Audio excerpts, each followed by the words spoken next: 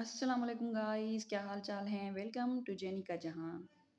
Guys, जैसा कि मैंने आपको पहले बताया था कि मैं एजुकेशन डिपार्टमेंट में जॉब करती हूँ एज अ टीचर और मेरी पोस्टिंग है गांव में। तो मैं डेली वहां पर पढ़ाने जाती हूँ और सिटी से आउटबेक करती हूँ।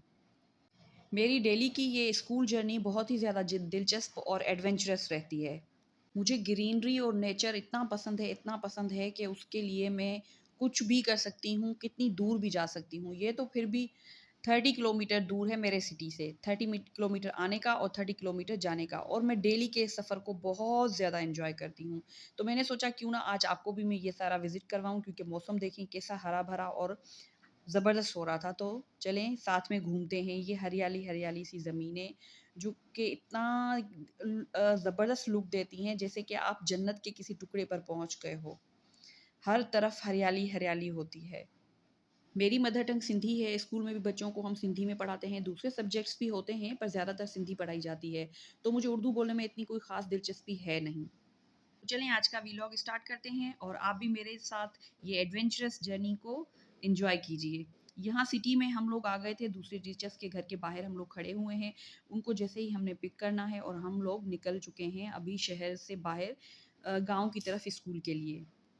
जैसा कि मैंने आपको बताया कि यहाँ से एक साइड से निकलने पर 30 किलोमीटर का सफ़र तय करना पड़ता है हमें, सिर्फ़ एक साइड का।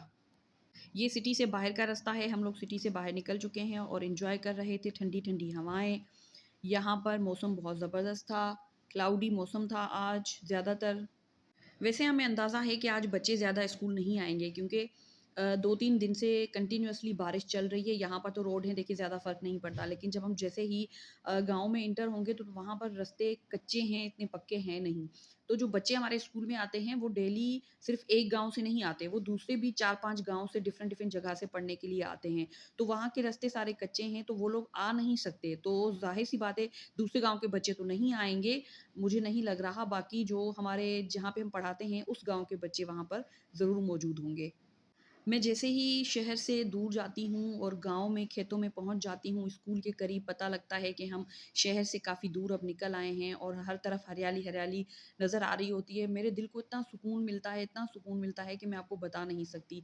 मैं ये पल एन्जॉय करने के लिए बहुत दूर तक जाती हूँ और मेरी आँखों को इतनी कोई ठंडक महसूस होती है, दिल करता है कि बस हर तरफ यही नज़ारे हों और मैं बस देखती रहूँ। ये सामने से हमारा ही ट्रैक्टर आ रहा था, जिसमें हमारे हारी वगैरह की जो औरतें हैं वो बैठी हुई थी, वो ज़मीनों पर काम करने गई थी। फिर उन्होंने मुझे हाथ हिलाया, सलाम किया और उसमें कुछ बच्चियाँ उसी गाँव से भी आती हैं, तो मैंने उनको फिर बोला कि आप उनको भेज दें, अब स्कूल स्टार्ट हो गए हैं, आज वो नहीं आएँगी। तो उन्होंने कहा कि अभी बारिश का मौसम है, 1-2 दिन ठहर जाएँ, फिर हम उनको भेजेंगे।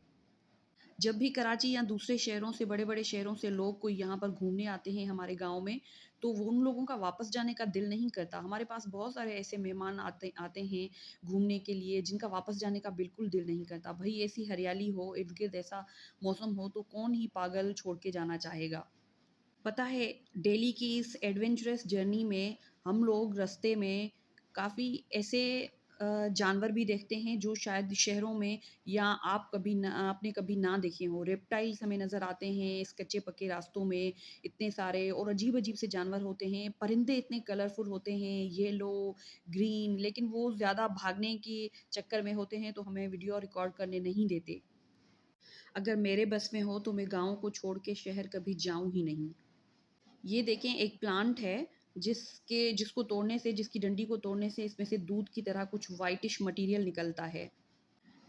वैसे बोलते हैं कि अगर ये किसी की आँख में चला जाए या इतना खतरनाक मट होता है व्हाइटिश लिक्विड, अगर ये किसी की आँख में चला जाए तो वो इंसान हमेशा के लिए अपनी नज़र खो देता है।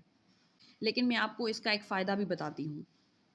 मेरे आंटी के पैर के नाखून में लकड़ी का छोटा-सा कोई पार्टिकल चला गया था और वो पैर बहुत सूज गया और निकल ही नहीं रहा था, नाखून ख़राब होता जा रहा था।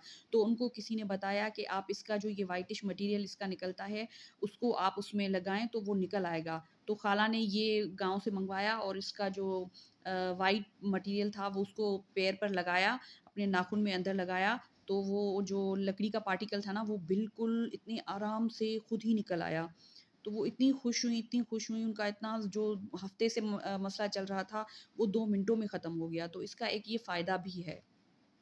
डेली आप इस तरह के झरने देखें, पानी देखें, परिंदे, मछलियाँ, गाय, भैंसें, बकरियाँ, हरियाली, तो इसके सिवा और आपको क्या चाहिए? मैं तो खुदा का बहुत ज़्यादा शुक्र अदा करती हूँ और मेरे इर्द-गिर्द ये जितनी भी चीज़ें उसने दी हैं, मुझे जहाँ पर उसने पैदा किया है, मैं बहुत-बहुत ज़्यादा अपने अल्लाह पाक की शुक्रगुज़ार हूँ। वैसे आज मैं खेतों में गिरी भी थी और बहुत ज़ोर का मुझे धक्का भी लगा था। लेकिन अगर आपको एडवेंचरस जर्नी चाहिए तो उसके लिए तो फिर आपको ये सारी चीज़ें बर्दाश्त करनी ही पड़ती हैं और इसका भी अपना ही एक मज़ा होता है। बहुत मज़ा आया मुझे।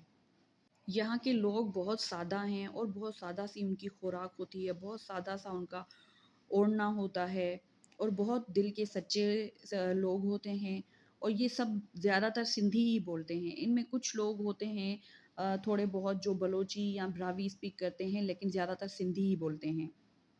चलें जी, स्कूल हम पहुँच गए हैं। अब किसी नई वीडियो में, नए व्लॉग में फिर आपके साथ मिलेंगे। तब तक के लिए इजाज़त। अल्लाह हाफ़िज़। अपना बहुत ख़्याल रखिएगा।